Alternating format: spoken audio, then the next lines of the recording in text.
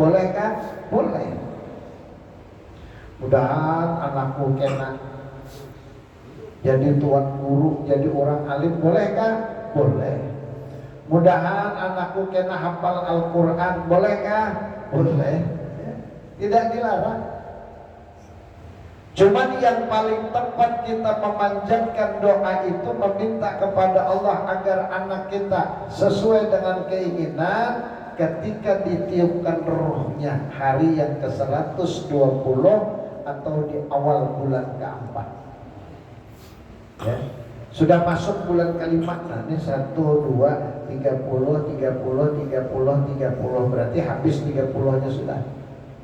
3 kali 4 sama dengan 12, berarti 120 hari. Di hari yang ke-120 maka Allah tiupkan roh. Begitu Allah tiupkan roh lewat malaikatnya, lalu kita berdoa, ya Allah, mudah-mudahan anakku jadi orang baik, jadi anak soleh. Ya Allah, mudah-mudahan anakku jadi orang yang hafal Al-Quran. Pada saat kita berucap itu sekalinya pas, nah, Allah meniupkan roh. Lalu ada rohnya, kemudian hidup, lalu mulai bergerak. Mulai sudah bergerak kemudian. Kalau awalnya dia belum bergerak itu kenapa? Karena masih segumpal daging, belum ada rohnya. Begitu sudah ada rohnya, baru dia bergerak. Sudah mulai mendengar tapi melihat belum. Ya kenapa melihat? Hadap di dalam situ. Nah, tapi segelap apapun janin yang sudah berumur 120 hari atau 4 bulan itu, dia akan diberikan oleh Allah pendengaran karena telinganya sudah terbentuk rapi. Hari ke-120 banyak-banyak berdoa. Abahnya, mamanya, kainya, nininya selalu mendoakan, insya Allah doanya dikabulkan Allah. Karena berangsur setelah ditiupkan ruh mulai sudah berangsur kehidupannya itu mulai beganal sampai pada hari yang ditentukan, yaitu hari ke 9 bulan 10 hari. Lalunya keluar. Kayak apa bentuknya? Wallahu a'lam. Tidak ada yang bisa memprediksi manusia lahir nanti bentuk rupanya kayak apa. Tidak ada yang bisa menentukan. Kalau kita berharap, boleh agar anak kita nanti jadinya seperti ini, hidungnya mudahan mancung, tapi jangan sampai kayak bukan tan, ada bagus dia mancungnya panjangan. Jangan sampai kayak pantan, jangan. Bolehkah kita berdoa dengan memohon agar anak kita ini benar-benar beda dengan kita? Boleh. Nah, cuma masalah dikabulkan dan tidak itu urusan Allah. Nah, jadi begitu kita sudah paham bahwasanya Allah itu maha segala-galanya, kemudian kita amalkan pengetahuan tentang pengenalan kepada Allah tadi, maka Allah akan bukakan pengenalan yang lebih nyata dari yang pertama tadi, sehingga dia dapat memandang Allah dengan mata hatinya. Begitu begara kawa menggerakkan tangan, alhamdulillah, berarti masih ada kesempatan. Nah, jadi bukan berarti Allahnya ada di tangan, bukan. Allah yang menyebabkan sehingga tangan kita bisa bergerak. Begitu kita mampu menggerakkan tangan, yakin Allah Ta'ala ada. Nah, lalu yang kedua, kenapa seorang itu tidak bisa mengangkat tangannya lagi? Karena stroke. Itu sama juga tandanya bahwasanya Allah menjadikan. Tidak akan ada yang bisa menyembuhkan tanpa izin Allah. Kalau Allah sudah mengizinkan bahwa dia sembuh, dia akan sembuh dari penyakitnya separah apapun.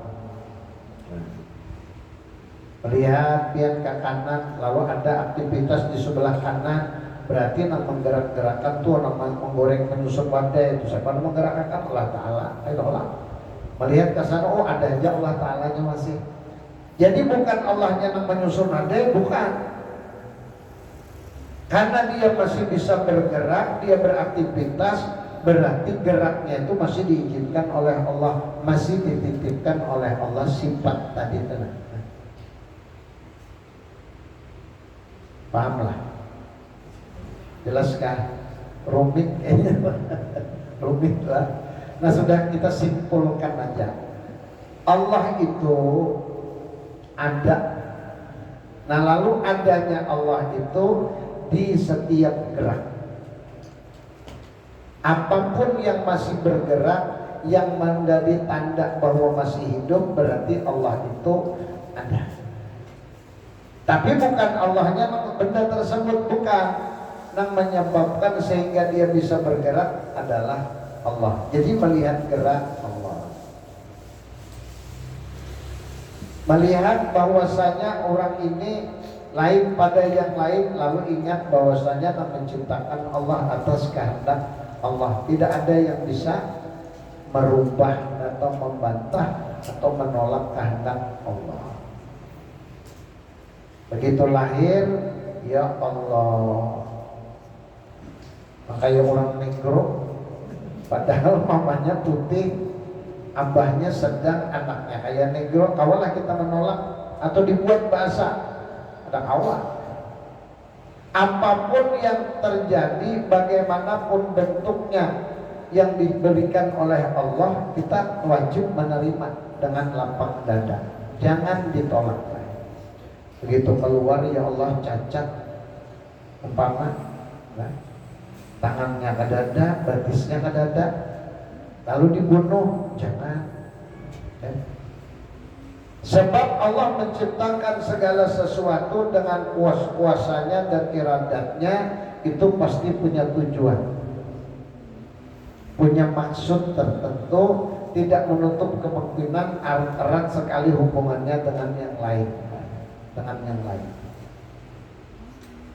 Contoh, saat ini lagi heboh adalah kita sedang berupaya membantu Palestina. Kenapa jadi terjadi di Palestina, tidak di tempat yang lain? Kalau kita bicara kenapanya, tidak ada habis-habisnya. Tapi kalau kita sudah memahami bahwa apapun yang terjadi atas kehendak dan izin Allah, kita kadang mau menolak dan terjadi itu pasti jadi kebaikan. Kebaikannya dalam hal apa? Wallahu a'lam. Tetapi ulun pernah baca satu hadis bahwasanya mereka itu diberikan kesempatan oleh Allah untuk mendapatkan syahid. Jadi mereka yang berjuang di medan perang membela agama Allah karena masjid hendak dihancurkannya, lalu membela itu mati syahid. Orang mati syahid kada perlu dimandikan, langsung dibungkus dengan kain kapan sampai darah-darahnya, karena darah itu nanti yang akan jadi bukti, jadi saksi bahwa dia mati syahid. Orang mati syahid tanpa hisab. Proses di dalam kubur kadada, proses yaumul mahsyar kadada, yaumul hisab kadada, mizan timbangan kadada juga, siratal mustaqim kadada juga, langsung begitu bangkit dari alam kubur langsung diantar ke surga, langsung diantar ke depan pintu surga. Itu orang mati syahid. Beda lawan orang mati sakit. Nah, orang mati sakit tuh tentu ya. Tapi orang mati syahid itu jelas. Jadi apapun yang terjadi kepada manusia, kepada hamba, dinyatakan garis bawahi itu pasti yang terbaik. Jangan pernah komplain, Pak. Maksudnya komplain apa ya? Kada terima, karena kada terima lalu hendak merubah. Kada merasa puas, mau anak ini sudah bentuk bagusnya, harau diapanya ya. dipermaknya banyak, dijadikannya dagunya supaya lucu, makanya sarang wangi bergantung, hidungnya ditambahinya bengkok kamulang, nah, dengan operasi boleh kan? Tapi kalau ada yang membolehkan, wallahu alam, biasanya mereka melakukan itu sudah tidak lagi memandang hukum. Kalau dia memandang hukum, dan mungkin dia berani melakukan, dia sudah persetan dengan hukum yang berlaku. Siapapun yang menyampaikan dalam keadaan apapun cara menyampaikannya, tetap kada diupatinya. Kenapa? Ini yang diturutinya nafsu ya, Pak. Nafsu ya. Nah, jadi oleh sebab itu, kalau kita kepingin selamat, jangan pernah kita menyalahi aturan yang sudah digariskan oleh Allah. Nah, jadi ma'rifat hakul yakin itu ialah setelah mendapatkan ma'rifat yang kedua disebut ainul yakin, dan telah melekat dalam pandangannya hatinya wujud yang sebenar-benarnya. Maka pengenalan yang nomor 2 ainul yakin dan yang nomor 3 hakul yakin ini tidak menyalahi daripada ilmu yakin yang disebutkan pertama. Jadi orang yang memiliki pangkat predikatnya ainul yakin dan hakul yakin ini, mereka tidak menyalahi daripada ilmu yakin tadi, tetapi keduanya ini adalah hasil daripada pengenalan yang pertama. Nah, orang kalau sudah memahami dengan ilmu, biasanya akan diberikan oleh Allah ilmu laduni. Kalau diberikan oleh Allah ilmu laduni, biasanya dia akan mendapatkan sesuatu yang menyalahi adat. Ya. Yang menyalahi adat itu yang ngarannya karamat. Kalau bagi Nabi, Rasul, mukjizat. Orang biasa namanya maunah. Orang yang ketujuh maksiat namanya istidrak, lanjuran, dan dia nanti akan diajab oleh Allah.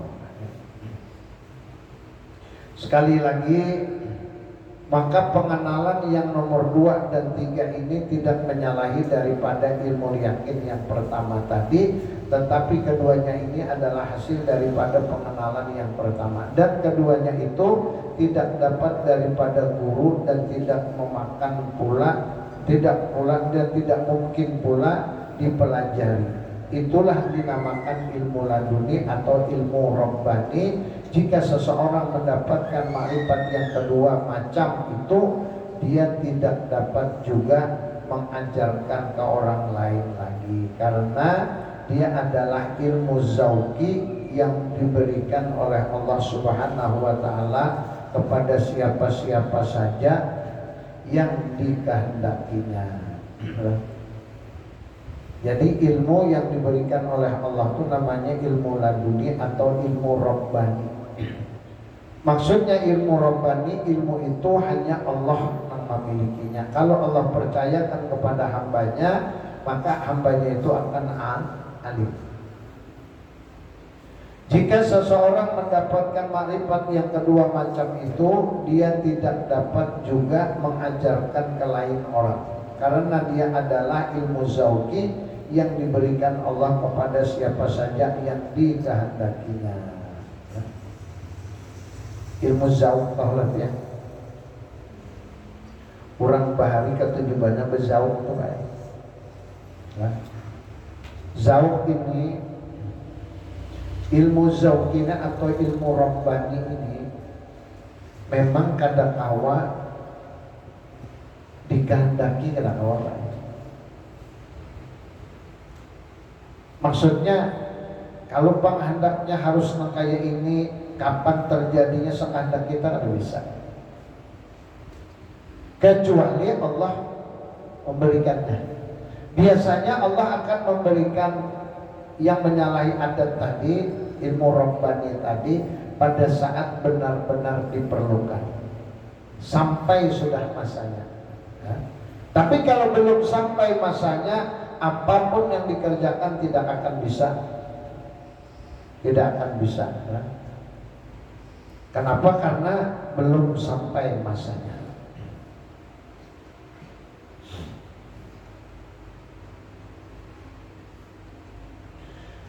Karena dia adalah ilmu zauqi yang diberikan Allah kepada siapa-siapa yang dikehendakinya. Demikianlah disebutkan di dalam syarah Kasifatus Suja yang berbunyi wa kadza tariqatu wal haqiqatu ya akhi min ghairi fi'li syari'atin lan tahsula.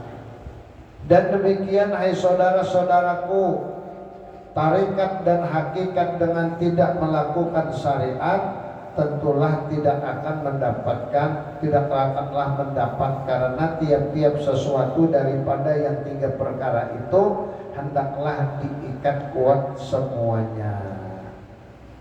Syariat, tarikat, hakikat jadikan satu baik. Jangan sampai terpisah. Apapun yang kita lakukan antara syariat, tarikat dan hakikat ini kada boleh dipisah. Bila dipisah, kada sempurna. Allahu Akbar. Nah, lalu mengangkat tangan ini ada rahasianya.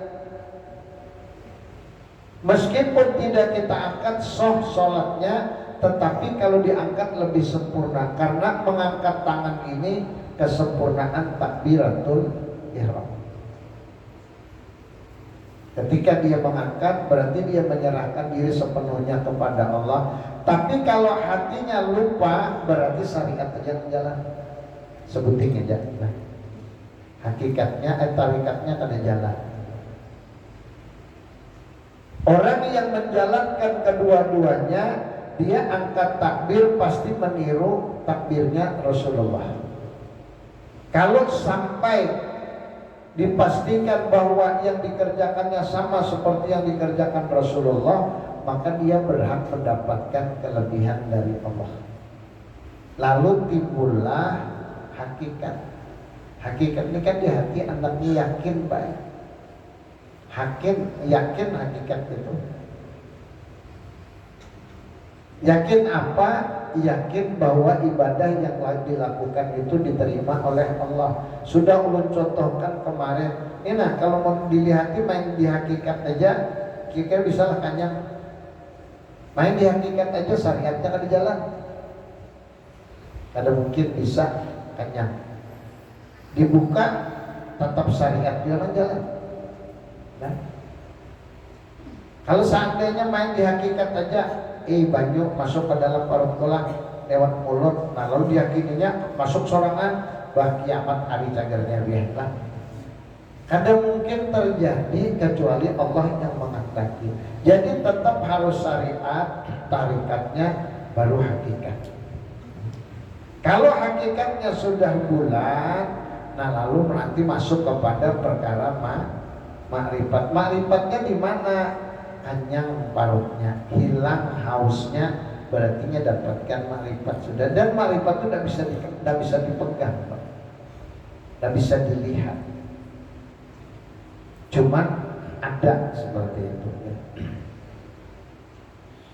Nah, kemudian musannif mengatakan wa kadza tariqatu wal haqiqatu ya akhi min ghairi fi'li syari'atin lan tahsula.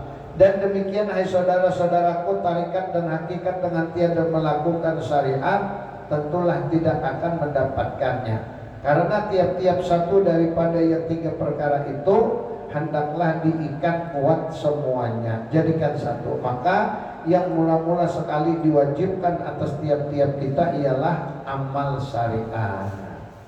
Dan siapa-siapa yang mengamalkannya akan dimudahkan oleh Allah memasuki pintu mujahadah, yaitu mengerjakannya itu dengan penuh kesungguhan, dengan menuruti adab-adab yang sempurna, dan ingin mengerjakan ibadah-ibadah yang berat terhadap nafsu, itulah dinamakan amal tarekat. Jika dikerjakan seperti demikian, niscaya Allah akan membukakan nur hakikat kepadanya. Nah, jadi sempurna itu sudah baik. Kita ini memiliki ilmu yang dapat menguraikan, memberikan dalil alasan tentang apapun. Kalau bicara tauhid berarti sifat Allah, dia mengenal Allah dengan dalil, itu namanya ilmu yakin. Lalu ilmu yang dimilikinya yang bisa menjelaskan segala macam tadi, diamalkannya dengan baik dan sempurna, maka dia akan masuk kepada perkara ainul yakin ya. Nah, kemudian setelah disatukan antara ainul yakin tadi, hasil dari ilmu yakin, maka sampailah dia kepada hakul yakin. Maka keyakinannya tuh kadang awal lagi sudah digoyahkan, kadang mungkin lagi terpengaruh dengan apapun, apalagi kalau hanya diiming-iming dengan finansial, kadang maunya melapas, kadang mau baik. Banyak orang yang tergila-gila, tergoda dengan rayuan lalu dilepasnya keimanan. Banyak banget. Karena hendak mengawini seorang perempuan, karena bibiniannya bunga sebanar, inya sudah cinta mati lawan bibinian itu. Kenapa? Tai kucing rasa coklat sudah. Nah, kadang awal lagi sudah terlepas lawan bini-bini itu. Aku hakon jadinya kawin lawan ikam, tapi kamu harus sempat aku lepas agama ikam. Nah, lalu terlepas karena terpengaruh baik. Orang yang sampai pada predikat ilmu yakin aja, kedusahan yakin, ilmu yakin aja, kadang mungkinnya melepas agama. Tapi kalau inya mau membawa bininya, kalau adanya mungkin. Sebesar apapun rasa cintanya terhadap perempuan itu, kadang mungkinnya mengorbankan keimanan, mengorbankan agama, kadang mungkin. Nah, tapi hati-hati Pak. Banyak terjadi saat ini orang-orang yang mau diislamakan tapi ada tujuan. Misi misionernya orang-orang Nasrani, hati-hati ya. Inya banyak aja, nah ampun dikawini banyak aja. Bahkan diserahkannya, dipersembahkannya jadi misi, jadi dakwahnya mengawini orang Islam. Awalnya mau jadi Islam, mengucap 2 kalimat syahadat lalu dinikahkan cara Islam. Mulai kena sudah keluar seekong, keluar 2 ekor anak, keluar 3 anak. Hati-hati nih biar dibawanya kodenya nih anak 3 nih. Nah, karena ketiga-tiganya sudah umpat bini kita, nah lalunya mengucap anak sudah umpat aku berataan. Jika empat siapa? Dia bini. Nah. Karena anaknya ketika ditanya ikut siapa? Ikut ibu. Nah, kalau kamu ikut ibu, ya terpaksa ikut ibu juga. Nah, dia tahu empat. Padahal awalnya kan Islam Pak. Ini terjadi Pak, banyak. Jadinya kalah 1, menang 3. Dia korbankan dirinya mau dikawini oleh orang Islam, harapannya kena nak keluar keturunannya ini, nah harus umpat berbuatnya. Hati-hati Pak. Karena banyak sudah terjadi seperti itu. Ada yang laki-lakinya non muslim mau ke Islam inya, imbahnya sudah beranakan. Berarti kalau seandainya 3 anaknya dibawanya, inya kalah 1 tapi dapat 3. Tidak menutup kemungkinan justru keempatnya dapatnya. Kadang lakinya pun 4 lawan anak. Kenapa? Karena 4 lawan inya, karena anak-anak sudah 4 inya. Ya berapa orang kawan ulun berdua Pak. Dulu kakak kandung ulun sekolah, 4 kepala sekolahnya. Kepala sekolahnya ini muslim, cuman membini kada Islam, mau masuk Islam. Tapi setelah anaknya 3, harau dibawanya ke sebelah. Mau kada mau si kepala sekolah tadi 4 bini. Nah jadi murtad jadinya. Di sini yang dikhawatirkan. Jadi harus kita bentengi dulu dengan ilmu. Jangan sampai kita tidak paham tentang keyakinan kita kepada Allah. Kalau sudah keyakinan kita disertai dengan ilmu dan dengan ain penglihatan kita, insya Allah tidak akan pernah goyah. Mudah-mudahan kita bisa mempertahankan agama kita sampai akhir hayat dan bisa mempertahankan keluarga kita terhadap agama yang kita yakini adalah benar, dan mudah-mudahan dengan agama yang kita yakini ini kita nanti semua dikumpulkan di dalam surganya Allah. Amin ya rabbal alamin. Bisirin nabi wa ali nabi wa bisiril fatihah. A'udzubillahi minasyaitonirrajim. Bismillahirrahmanirrahim. Alhamdulillahirabbil alamin arrahmanir rahim maliki yaumiddin iyyaka na'budu wa iyyaka nasta'in ihdinas siratal mustaqim siratal ladzina an'amta 'alaihim ghairil maghdubi 'alaihim waladdallin. Amin. Amin ya rabbal alamin. Bismillahirrahmanirrahim. Alhamdulillahirabbil alamin. Allahumma shalli wa sallim wa barik ala sayyidina wa nabiyyina wa maulana Muhammadin wa ala alihi washabbihi ajma'in. Allahumma rabbana zidna ilma wa wasi'na rizqana wa barik lana fima razaqtana waj'alna ya Allah min ibadika shalihin waj'alna ya Allah min ibadika rasyidin bi rahmatika ya arhamar rahimin. Sallallahu alaihi sayyidina Muhammad wa ala alihi washabbihi ajma'in. Bifadli subhana rabbika rabbil izzati amma yasifun wa salamun alal mursalin walhamdulillahi rabbil alamin. Taqabbalallahu minkum. Demikian yang dapat disampaikan, salah hilang kulun mohon maaf, teriring ucapan terima kasih atas kehadiran Bapak Ibu. Mudah-mudahan dibalas Allah dengan pahala yang berlipat ganda. Akhirul kalam, billahi taufik wal hidayah. Assalamualaikum warahmatullahi wabarakatuh.